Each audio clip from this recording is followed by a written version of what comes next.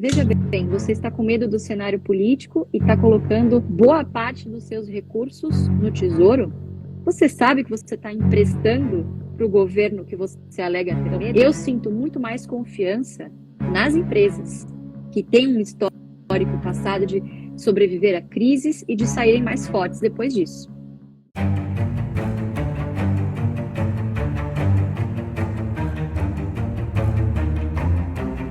Como é que você tem visto, voltando ainda para o tema investimentos, aproveitando que a gente está com uma expert do assunto, como é que você tem visto essa migração de parte do mercado de renda variável para o mercado de renda fixa, taxa de juros altas, Selic é 13,75, muita gente correndo para a calmaria da renda fixa, que não precisa fazer muitos movimentos, esse dinheiro fica rendendo.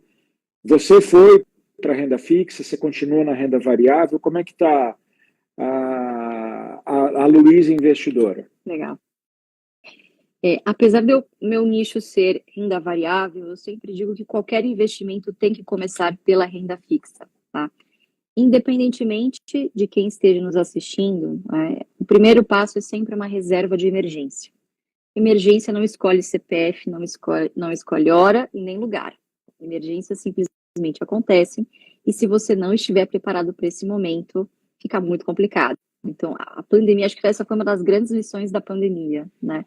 Eu conversei outro dia com um médico que me disse exatamente isso. Ele, Luiz, eu sempre ganhei muito bem e na pandemia eu me vi numa situação triste, porque por alguns meses eu fiquei com zero receita, eu não tinha nenhuma reserva financeira, tudo que eu tinha estava imobilizado em alguns bens sem liquidez, então em imóveis eu perdi os meus inquilinos que não conseguiam pagar, então eu paguei um preço muito caro, né, por, poxa, não ter te ouvido, né, é um colega meu, e, poxa, independentemente de renda, você tem razão, tem que ter uma reserva de emergência, e isso tem que estar na renda fixa, inevitavelmente, né?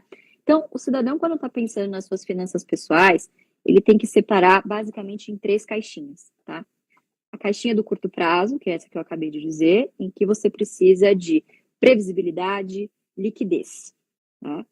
A segunda caixinha é do médio prazo, que é a caixinha dos sonhos, dos seus objetivos. Então, poxa, eu quero comprar um carro, vou me programar para um intercâmbio, ou quero garantir a faculdade dos meus filhos no futuro. Então, médio prazo. Tá? Aqui também renda fixa, porque você tem um objetivo definido para esse recurso. E, por último, a caixinha do longo prazo, que aqui sim, eu acredito que a renda variável, especificamente as ações, são imbatíveis, tá?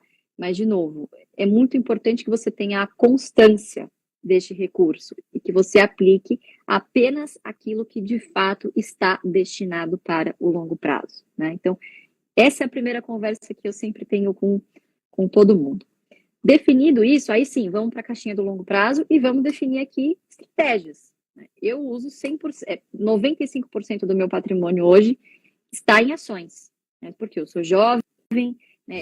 Eu tenho a minha reserva de emergência, eu tenho as minhas finanças pessoais bem equalizadas, eu mantenho o meu custo fixo de vida baixo para que eu possa ter um custo variável, então usufruir de viagens e coisas que eu goste de consumir.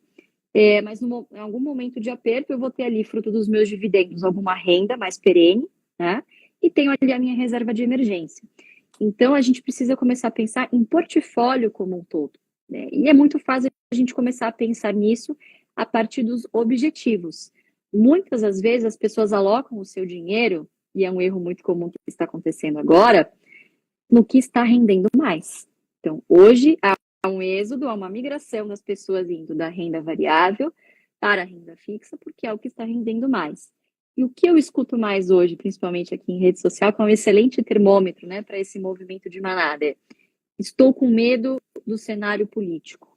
Veja bem, você está com medo do cenário político e está colocando boa parte dos seus recursos no Tesouro? Você sabe que você está emprestando para o governo que você alega ter medo? Então, quer dizer, ao conhecer o que você está investindo, no que você está aplicando, quando você tira o fator, a gente tem a mania de financeirizar as coisas, né, de elitizar no mercado financeiro, ou de, às vezes, criar dificuldades para vender facilidades. Mas a verdade é que na maioria das vezes, quando você está na renda fixa, principalmente no Tesouro, você está emprestando dinheiro para o governo que você diz ter medo. Então, eu sinto muito mais confiança nas empresas que têm um histórico passado de sobreviver a crises e de saírem mais fortes depois disso.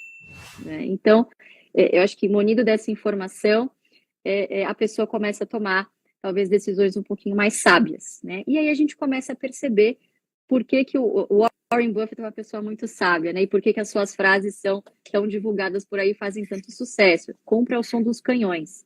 Os canhões já estão há algum tempo, né, explodindo por aí. E mesmo assim as pessoas fazem o quê? Migram por medo, por insegurança, por falta de confiança no que estão fazendo, porque muitas delas foram obrigadas, se viram obrigadas a tomar risco. Não tomaram risco porque quiseram, tomaram risco porque a taxa de juros foi a 2%, né, no seu ponto mais baixo, e era a mesma coisa, na renda fixa era a mesma coisa que você deixar dinheiro embaixo do colchão. Então essas pessoas, também um pouco do ócio, do tempo livre da pandemia, se viram meio que compelidas e seduzidas a irem para a renda variável, mas a verdade é que grande parte delas não sabia o que estava fazendo. A gente já aprende com a história, isso já aconteceu outras vezes, e a gente esperava que acontecesse, né?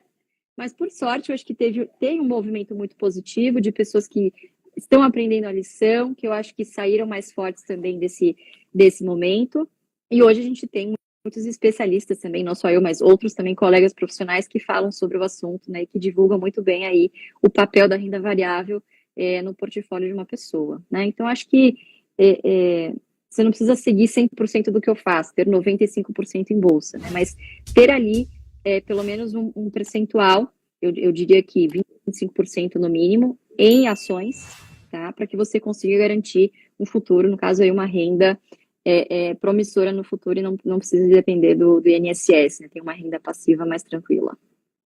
Você falou de um senhor que eu admiro muito, que eu conheço pessoalmente, já estive com ele em 2 oportunidades, e numa delas eu não me contive e tive que tietá-lo na festa de aniversário de 100 anos da Forbes. Ele estava presente, ele foi um dos palestrantes. Uau. E eu peguei a capa da revista, não acho que não dá para ver, falei, Mr. Buffett, eu preciso que você assine essa revista. E ele pegou uma caneta piloto que estava em cima da mesa.